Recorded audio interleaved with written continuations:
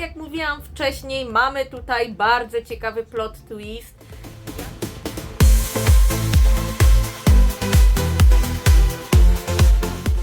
Hej wszystkim, witam Was serdecznie na moim kanale wraz z moim dzisiejszym gościem specjalnym, któremu widać tylko ogonek i kawałek dupki. Dzisiaj wraz z moim gościem specjalnym będę komentowała znowu dwie piosenki, a mianowicie San Marino i Portugalię. Mam tylko nadzieję, że mój gość specjalny nie będzie chciał obgryzać mi tych różowych światełek tam z tyłu, bo ostatnio ma na to bardzo dużą fazę.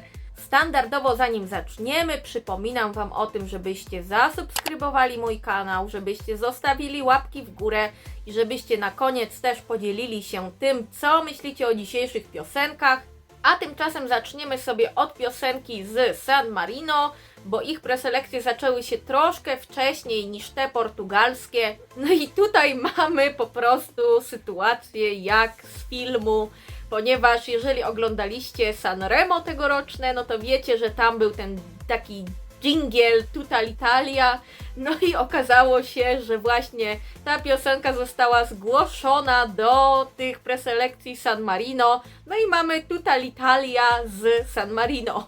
No i to jest mega fajny plot twist. Myślę też, że większość osób się z tego cieszy, ponieważ spotkałam się z takimi opiniami, że właśnie szkoda, że to Tutta l'Italia nie jest na Sanremo, bo byłoby to najlepszą piosenką. No to okej, no nie mamy Sanremo, ale mamy San Marino Remo, no i właściwie mamy koniec końców Tutta l'Italia na Eurowizji, także no niczego nie straciliśmy. No i tę piosenkę wykonuje Gabry Ponte, który też jest naprawdę znaną osobą, więc no mamy ciekawą bardzo sytuację, jeżeli chodzi o San Marino, ale zanim będę reagowała na jego piosenkę, no to jeszcze Wam muszę powiedzieć, jak San Marino radzi sobie na Eurowizji w ostatnich latach. No i San Marino radzi sobie raczej słabiej niż lepiej, w sensie no dosyć słabo sobie radzą, no bo przeważnie ich nie ma w finałach. No są sytuacje, kiedy oczywiście te finały mają, ale raczej nie robią tam świetnych wyników. Ale to, co trzeba San Marino oddać zdecydowanie, to że oni zawsze dają dużo radości i kontentu na Eurowizji, nawet jeżeli nie mają potem jakichś świetnych wyników. No i w sumie przejdźmy już sobie do reakcji na piosenkę z San Marino.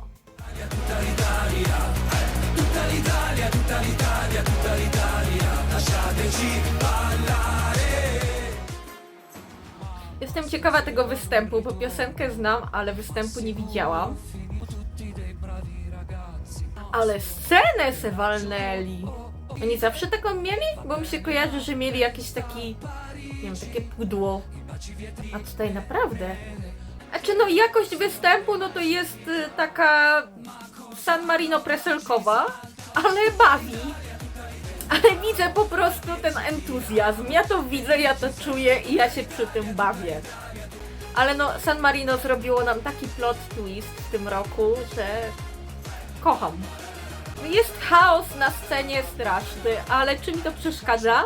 Właściwie to chyba nie. Ja się świetnie bawię. A teraz zauważyłam, że jakiś typ w kapeluszu tam stoi. Co on tam robi właściwie? Pokażcie go. No jest. W takim cylindrze. Jaką on tam rolę odgrywa? Bo teraz się... A, on śpiewa! I on ma jakieś w ogóle pończochy na twarzy. Takie świecące. Że tam na tej scenie to ogólnie baby z dziadem brakuje, ale ja się bawię świetnie. Przy takim czymś ja czuję po prostu, że życie jest piękne. No bujam się. Tymczasem mój kot, nie widzicie go teraz, zobaczycie zaraz, ale se śpi, no. Nie wiem. Co prawda słucham na słuchawkach, więc ona nie słyszy, ale jakby słyszała, to ogon by po prostu tak chodził. Ludzie. Grazie! Słuchajcie, to co San Marino potrafi odwalić w kontekście Eurowizji, to jest po prostu historia. No i w tym roku jest nie inaczej, bo no tak jak mówiłam wcześniej, mamy tutaj bardzo ciekawy plot twist.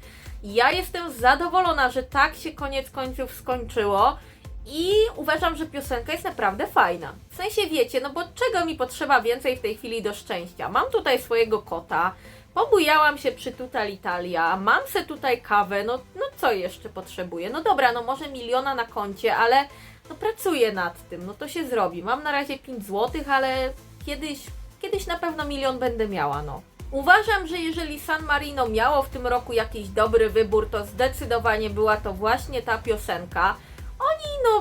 Uważam, że tutaj nie ma za dużych wymagań wobec nich, a oni przeszli je tak naprawdę, przeskoczyli tę poprzeczkę, pomimo że ona może nie była zbyt wysoko zawieszona, ale oni rzeczywiście ze sporym zapasem przeskoczyli właśnie tę poprzeczkę, więc ja jestem zadowolona.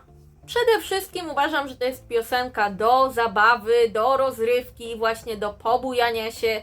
Tutaj ja bym nie szukała jakiejś głębi, czy nie wiadomo czego w tej piosence. No i tę swoją rolę właśnie taką czysto rozrywkową spełnia ta piosenka idealnie. No nie mam się do czego przyczepić. Kicia, a tobie podoba się San Marino? Śpi. Kicia, jak ci się nie podoba San Marino, to zamiałcz.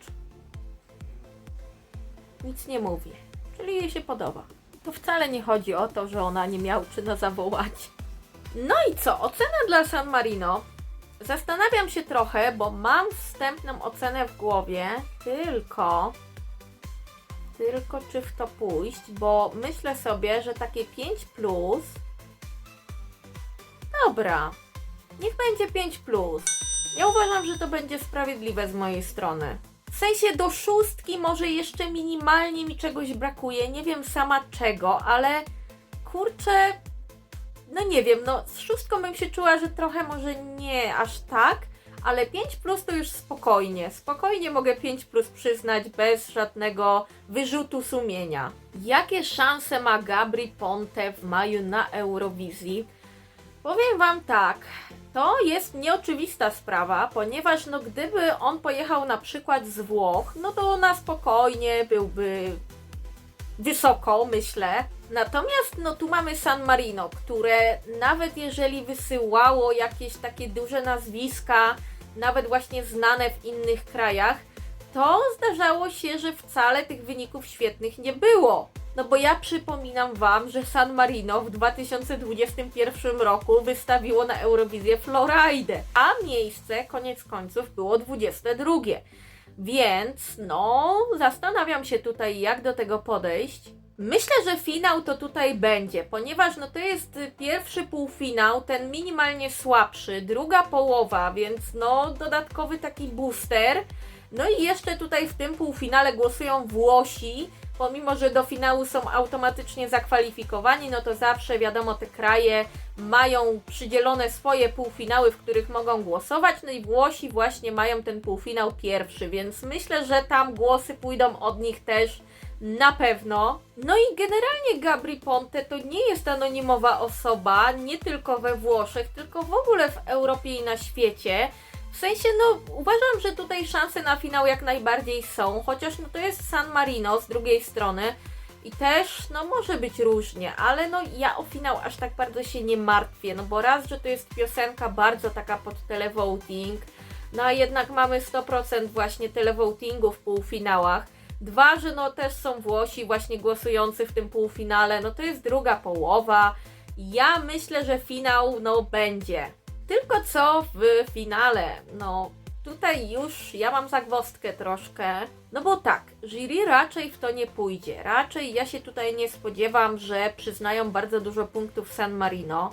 Televoting, może trochę tych punktów przyznać, jak najbardziej, ale to też jest tak, że właśnie mamy już sporo intensywnych takich piosenek typowo pod televoting, takich mocno rozrywkowych i myślę, że te głosy właśnie będą się bardzo mocno rozbijały w tym televotingu pomiędzy co najmniej kilka krajów. Więc to jest sytuacja taka dyskusyjna, jak tutaj San Marino sobie poradzi w tym finale. Oczywiście jeżeli ten finał będzie, ale tak jak mówię, raczej myślę, że będzie. Myślę, że ta piosenka nie będzie na końcu. Myślę, że nie będzie też w ścisłym top 5. Ale pozostałe jakieś takie przewidywania, myślę, że to jest kwestia bardzo otwarta jeszcze na ten moment, zwłaszcza, że nie wiemy nawet jak gdzieś tam potencjalnie może ten staging wyglądać. No i myślę, że przejdziemy sobie już do Portugalii, ponieważ o San Marino chyba już wszystko powiedziałam, to co myślę. Portugalia oczywiście zorganizowała jak co roku preselekcję pod tytułem Festival di Cacao. Ja zaraz się poprawię, ja sobie robię jaja. Kochani, Festival da Canção. O, no i te preselekcje wygrał zespół Napa z piosenką Deslocado.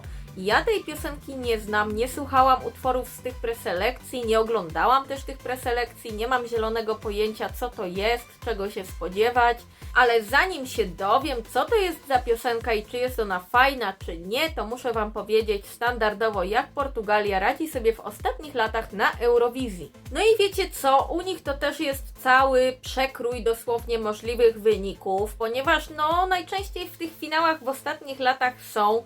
Natomiast tak na przemian, albo mają miejsce gdzieś w okolicy top 10, albo gdzieś koło 20.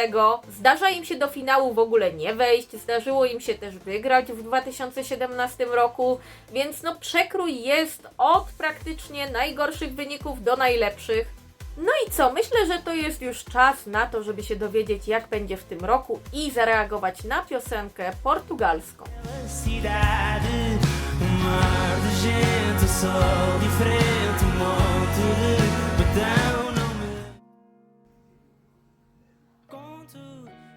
Oj nie, oj nie, oj nie, oj nie. To chyba jest coś tak totalnie nie w moim stylu, że język portugalski jest super, super ma brzmienie, ale ta piosenka, Boże, nie. To jest dokładne przeciwieństwo piosenek, które lubię. Oj. Ojujujuju. Oj, żebym ja tylko dotrwała do końca. Trochę się coś tu rozkręca, ale... Jezu, coś mi to przypomina. Wam też? Jejku, nie wiem co. Trochę jakby mi przypominało to Volevo Essere un Duro? Nie, może nie, ale... klimatem na pewno. Mam problem, ludzie.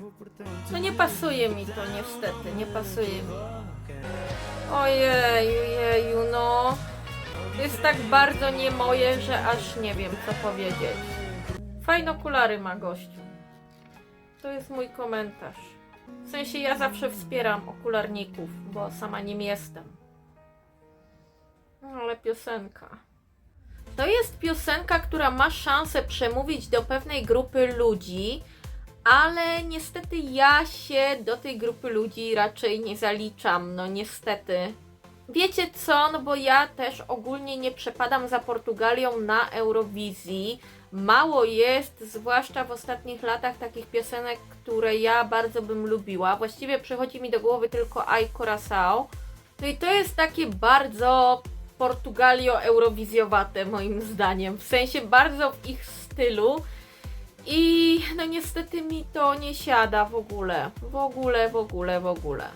Jeżeli mam szukać plusów, to na pewno fajnie, że to jest po portugalsku, ale akurat w przypadku Portugalii to jest dosyć oczywiste, bo oni praktycznie chyba tylko raz wysłali w ogóle piosenkę po angielsku, więc to jest bardzo spodziewane.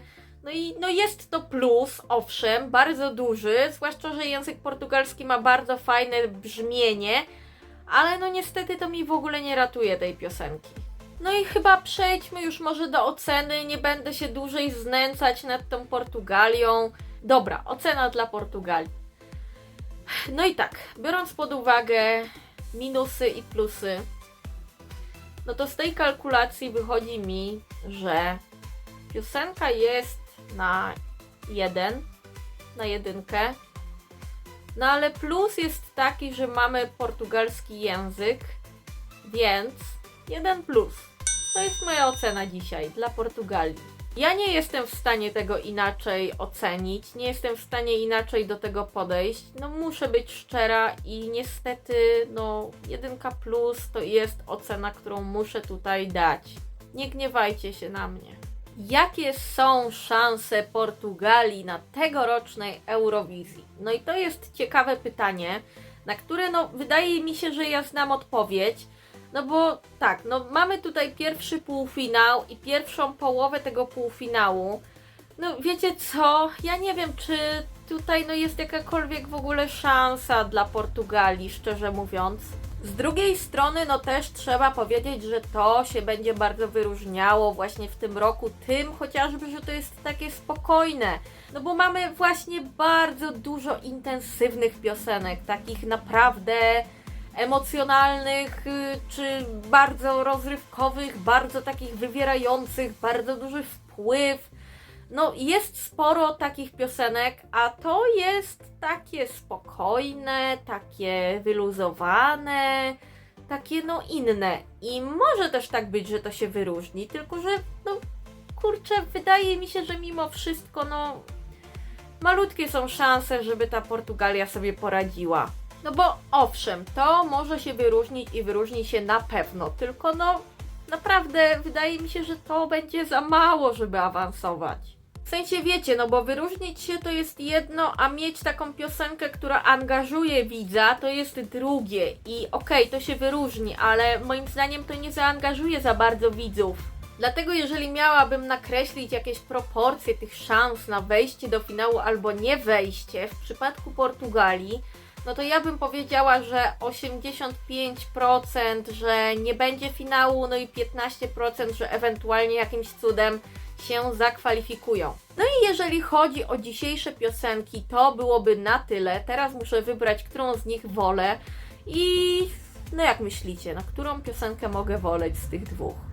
No, oczywiście wolę San Marino, no wolę San Marino zdecydowanie, co widać po ocenach. Znowu mamy ciekawy rozstrzał, więc no w poprzednim filmiku, zresztą może nie będę Wam spoilerowała, zobaczycie sobie sami, no bo może akurat nie oglądaliście tamtego filmiku.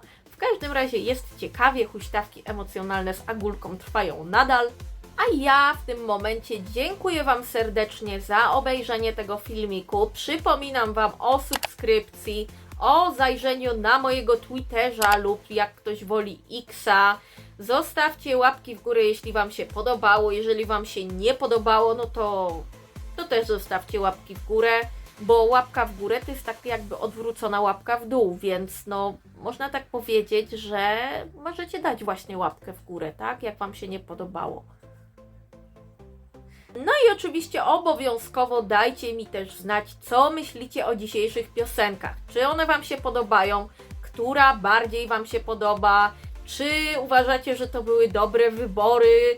No napiszcie po prostu, co myślicie, też jakie są szanse tych piosenek na Eurowizji. A tymczasem ja Wam serdecznie dziękuję i do zobaczenia.